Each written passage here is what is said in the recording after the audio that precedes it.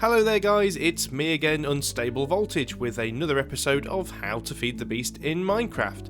Over the course of the last two videos we have made our liquid transposer, our magma crucible, and we also made our redstone energy conduits, so now it's time to look at a new renewable source of power. Sticking with the thermal expansion, we are going to be using magmatic engines.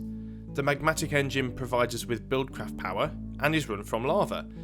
As we now have a supply of lava from our magma crucible, we can use the magmatic engines to power the magma crucible and therefore generate free electricity for the cost of cobblestone. It's quite easy to build if you've got all the machines that we've already made thus far in the series, so let's head on over to the workshop and assemble it. Okay guys, so it's nice and easy to put together in the crafting table. I'm not going to go over the things that we've already done before, but instead of a redstone reception coil, we'll need a redstone transmission coil, which is made in a very similar way, except you use a silver ingot instead of a gold ingot in between the redstone. And we also need Invar gears. Now, Invar ingots you already know how to make. Invar gears are simply made by taking an iron ingot and surrounding it with 4 Invar ingots, northeast, south and west. So there's your recipe, 3 Invar ingots along the top with the redstone transmission coil in the middle, piston at the bottom and an Invar gear either side, and there we go, we have a magmatic engine. I'm going to add it to the 7 I already have, because in order to run a magma crucible, 8 is the optimal number of magmatic engines to have, so let's head on outside. So, the idea of using 8 magmatic engines and a magma crucible means we have a surplus of energy. Basically, we put cobblestone into the crucible, the cobblestone gets converted into lava, and we can use that lava to power the 8 magmatic engines, which will in turn power the magma crucible. Now, we will actually be creating more lava than we're using, so we'll have a surplus of energy. I'm repurposing this tank here, which we originally had some lava in from an underground pump, sucking it up from a deposit of lava under the ground, which is now depleted. The only thing this lava is currently being used for is to jumpstart a few of the biofuel engines, so it's not really using any lava at all. So we're going to be pumping all the lava in from the magma crucible. I have a waterproof pipe coming out of the back of the crucible and going up to a valve at the top of the tank. If you remember from the last video, you don't actually need to have any sort of pump to pump out from the magma crucible. I have a pipe here coming up from the supply of lava from the tank, which is going to supply my engines. So the first thing I need to do is get the engines in place, but before I put the engines down, what I actually want to do is get my redstone energy conduits. Now, if you're going to use this method, you can't really use conductive pipes. You have to use redstone energy conduits. Conductive pipes just aren't really powerful enough to handle this.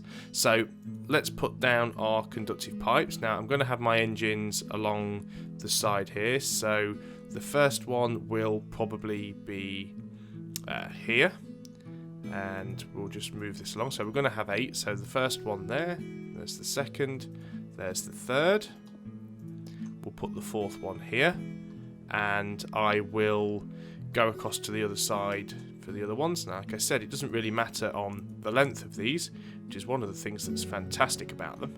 So let's go over here. Now, I'm only going to connect the power onto the one side, but I'll have the engines over on the other side as well. It might look a little bit messy, but oh well, never mind. So let's put them in the same places. So we'll have 1, 2, 3, and 4. So we now know where our 4 engines are going to go, and we can connect up those. So now let us take our engines and pop them all down along the connections.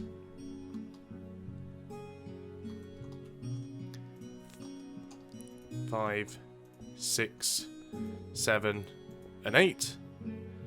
And I'm going to use my crescent hammer just to change the output direction of the power conduits. Don't really need to do this when it's on engines, but it's a good habit to get into, because when you're connecting more complex power connections up, at least you won't forget to do it if you've been doing it this way all along.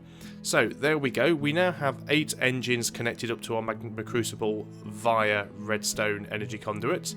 Now we need lava.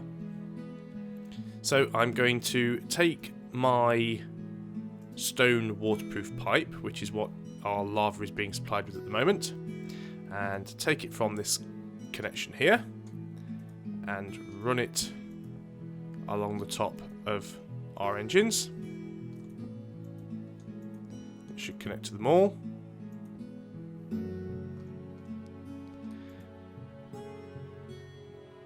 And there we go, we are generating power. Just out of interest, because I've never tried this before. Yeah, so you can actually turn them off. Their default state is actually on. As long as they're getting power, they will be on by default. So I'm going to wire up a way so that I can turn those off as well. But I also need to make sure that I've got lava coming across to the other side as well. Obviously we've got quite a few different pipes going on here, but we've got a stone pipe here and a cobblestone pipe, so we can pass those over quite easily without them linking together. And go over to the other engine. Sometimes it's difficult with pipes to actually tell which block they're on, and sometimes you end up sort of missing one. In fact, not happy with that. I need to come down one. I want it to match the other side. Not strictly necessary, but let's have everything looking the same. Let's get rid of that and that. And that pipe should come down there. And then we just literally run along in a straight line. It's much easier and much more tidy. So there we go, we have magma going to all of the engines. Now we're going to have a problem in a minute because we don't actually have any cobblestone inside the magma crucible. So what I'm going to do is I'm going to run a red wire all the way along the back of my engines. That's not the place I wanted it. All the way around the other side as well. Now, these magmatic engines do have a habit of overheating, particularly if there's nowhere for the power to go. If they do overheat, just give them a smack with a crescent hammer or a Buildcraft wrench, and that will get them working again. So there we go. In the opposite way to most engines, if you apply a redstone signal to them, it will actually stop them. If you turn the redstone signal off, they will start.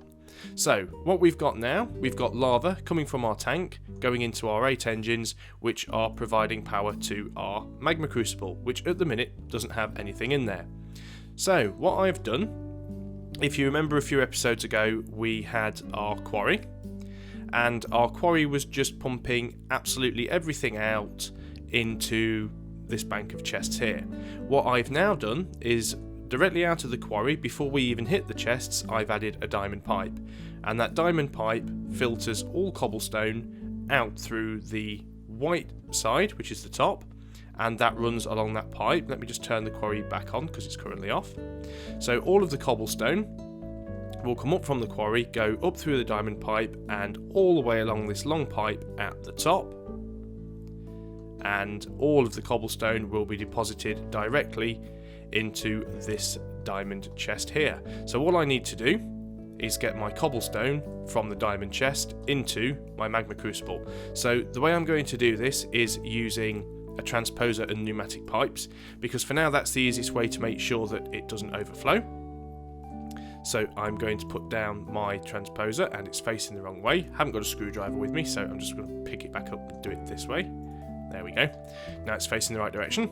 And we are going to take our pneumatic pipes, take a couple of them. We are going to actually make it a little bit shorter. And we are going to go up, take these pipes out of the way,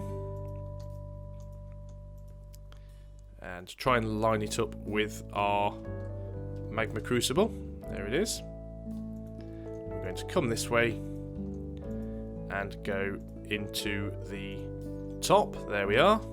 Let's get back over here and get our timer. Put the timer down, and there we go. We are now pumping cobblestone out of the chest, and that cobblestone is going through the pneumatic pipes and into the magma crucible. we just right click and have a look, yep, we can see the cobblestone going in and it's starting to smelt. And we can hit the switch and turn our engines on. Now this will actually be quite quick because we will pretty much maintain constant power. You can see it is dipping a bit, but it's staying pretty constant. If we also have a look over towards the quarry, getting quite complex now with all these pipes. Not seeing anything coming down the pipe yet. Oh, there we go. There's the cobblestone. So everything that quarry is digging up, which is mainly cobblestone at the moment, because since I did the video I haven't really had it turned on, and as you can see we're still heavily in a cobblestone layer. So all of the cobblestone is being sucked upwards. As you can see, there's some iron ore in there. Now hopefully that iron ore should avoid the diversion, as it does, and that iron ore will go along and be deposited in these chests, while the rest of the cobblestone heads down to our diamond chest. So there you have it. We have our magmatic engines, a bank of 8 of them powering our magma crucible. We are getting a good supply of cobblestone coming from the quarry, and we are using lava to generate power, but we are also generating lava at a greater rate than at which we're using it, which means we're going to have lots of spare lava left over, and we will be able to use that to make a thermal generator, which we can then use to make some industrial craft power.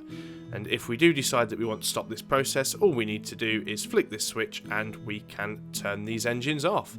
Because we're using a pneumatic pipe to take cobblestone from the chest into the magma crucible, there shouldn't be any overflow. 62, 63, and then we should start going back. There we go. Pipe is now returning the cobblestone back to the chest because the magma crucible is full. The only thing we're in danger of happening at the moment is this chest could overflow with cobblestone. So when I don't need any cobblestone, I'm going to turn off the quarry. And there we go. We have a self-sufficient power generating system that just requires cobblestone. So guys, there you have it, the magmatic engine and the magma crucible. We now have another way to generate and utilise a renewable source of energy. I hope as always you found this video informative and entertaining, so if you have, please like, share and subscribe because it really helps myself and the channel out. And if you have any ideas for future videos, if there's a particular machine, item or mod that you'd like to see me build and demonstrate, either send me a message or leave it in the comments below. So until the next video, I've been UnstableVoltage, this has been How to Feed the Beast in Minecraft, and I'll see you next time. So goodbye for now.